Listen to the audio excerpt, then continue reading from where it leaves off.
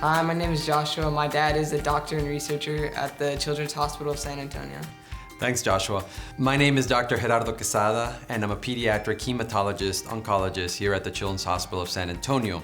Part of my job here at the Children's Hospital of San Antonio is not only taking care of patients, but also doing clinical research, which is important for patients with cancer and blood disorders, and it's the only reason we've made any progress and been able to not only help but cure some of these diseases that patients struggle with. So what is your research? My research is we are trying to prove that a test called the TEG is a much better test for doctors to order whenever they are planning to do surgery or some type of procedure to take care of a child.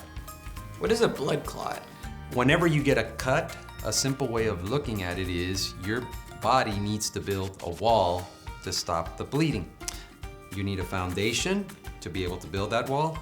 You need some bricks for your wall, and you also need some cements to hold those bricks together. So your body, in a sense, whenever it builds a blood clot, it is building a wall to stop the bleeding. That PT-PTT only looks at one part of that entire brick wall, whereas our TEG test actually looks at all different parts of that wall. So that's why we feel it's a much better test to make sure somebody does not have a bleeding problem or is going to bleed during their surgery or procedure. What is the PT-PTT test? The PT-PTT test is actually a very, very old test, even older than your dad. Well, for some reason, doctors have gotten used to ordering that test. It's been around a long time. Wherever they go to school or wherever they do their training or the hospital they work at, it's a very easy and common test to order. As blood specialists, we don't feel that it's the best test available. And actually, the only thing that's been proven to predict bleeding is sitting down with a blood specialist and getting a good history of the patient and a good family history. The PT-PTT, nobody's been able to show that it's very good at predicting bleeding.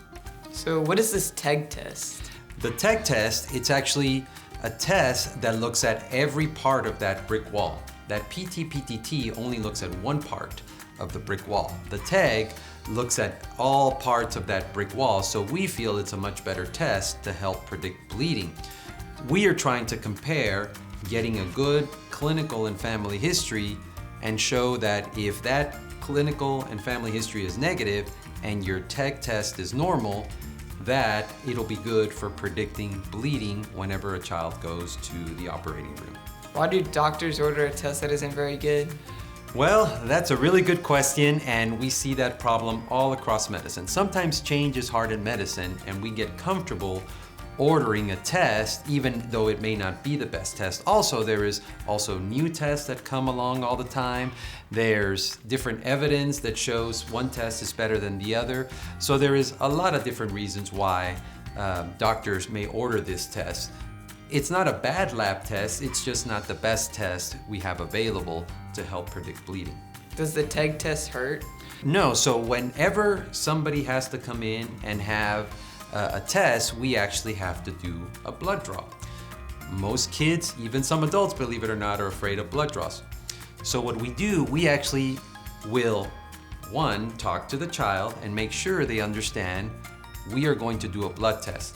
Believe it or not, when children know what to expect, it causes less fear.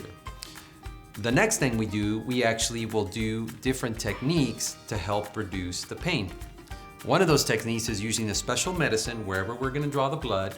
We leave it on there and it puts your skin to sleep so it doesn't hurt whenever we do the blood draw. Another thing we do is we use different distraction techniques. Sometimes with the help of our great child life specialists, and sometimes just with simple distractions of looking away, playing on your phone, talking with us, even simple things like that help reduce the pain of the blood draw. Do you have to draw extra blood with the TEG test? Yes, but it is a very small amount of blood, which is also another benefit of this TEG test.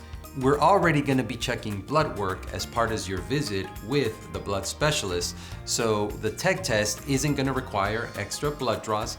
It's going to be done with the blood draw that the child is already there for. Why is this research so important?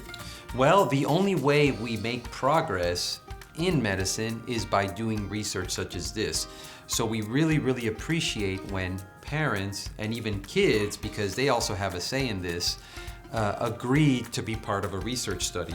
We try to make it as simple as possible for the child, as well as not so scary, because we know how important it is.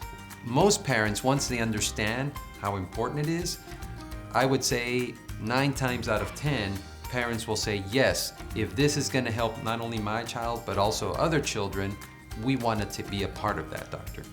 Why is your research important? That's a good question. So the only way that we have been able to make any progress, not only in my specialty, but in medicine, is through research.